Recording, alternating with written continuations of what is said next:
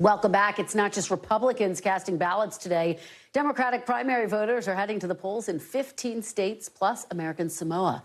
President Biden isn't expected to face much resistance en route to the nomination, but right now, the Biden campaign knows it has a lot of work to do heading into November to shore up key constituencies and Democratic groups. Speaking of which, in a radio interview that aired in Dallas, Texas this morning, the president tried to tout his administration's efforts to help one of those key constituencies, African-American communities. He also laid out what he believes is at stake in this election. Take a listen. There's so much at stake: democracy, freedom, economic opportunity. Think of the alternative, folks. If we lose this election, you're going to be back with Donald Trump. And Donald Trump, anyway, the way he talks about, the way he acted, the way he dealt with the African-American community, I think has been shameful. Joining me now is Democratic Congressman from California and member of the Biden Campaign Advisory Board, Bera. Thank you so much for joining me. Really appreciate it. Thanks for having me on, Kirsten. Let's talk about the state of play heading into Super Tuesday. The latest polls show President Biden trailing former President Trump within the margin of error. If we start to pivot towards the general election, do you think that the Biden campaign, that his team is showing enough urgency in the face of these polls and, frankly, other discontent that we're hearing from voters? I really do. I know we're starting to put together the campaign team, building out the infrastructure in those critical states. And, you know, it's March and the election's not until November, but you're building that infrastructure and they'll make the case. You know, when it comes down to an election, it's really a binary choice between a president who ended the pandemic, has helped us have the strongest economy in the world, and is holding this world together with the war in Europe, trying to end a war in the Middle East and trying to prevent a war in Asia. Yeah, the president's going to run on his track record, and I think we will cross that finish line. Let me ask you about some of the numbers more specifically. The latest New York Times Siena College poll shows that 61% of Biden voters feel like the president is too old to be an effective leader. What do you make of those types of numbers?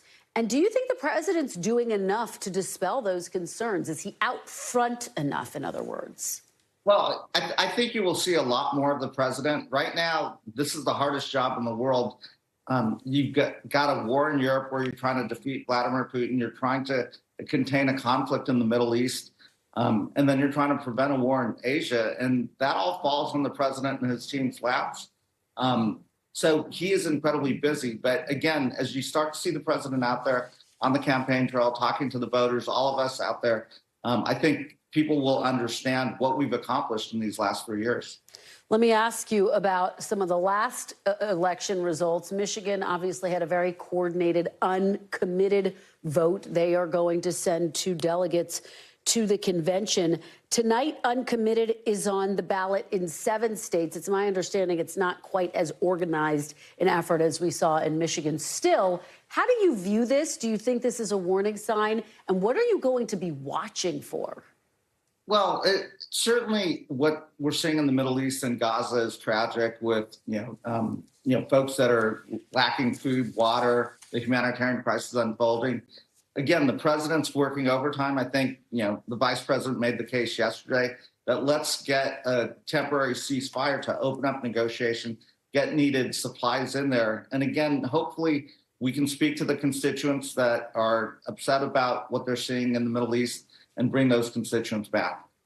Speaking of the vice president, NBC News has new reporting that officials at the National Security Council actually toned down Vice President Harris's language for her speech in Selma, where she called for an immediate 6-week ceasefire. What do you make of that? Was that a mistake? Would you have liked to have heard that more fiery, forceful language? Look, I know all of us, especially the administration's working hard to get, a 4, 5, 6-week ceasefire so you can get necessary food, medications, water in there to avert this humanitarian crisis. And then hopefully you can negotiate a much longer peace and ceasefire. Again, I think the vice president said what a lot of us feel. Let's find a way to make sure the Israeli people feel secure, but let's also avert this pending humanitarian crisis in Gaza. Do you wish that the language in her speech hadn't been toned down? I'm not going to speculate on what happened with the NSC, but I thought she gave a pretty powerful speech and was forthright with what a lot of us are thinking.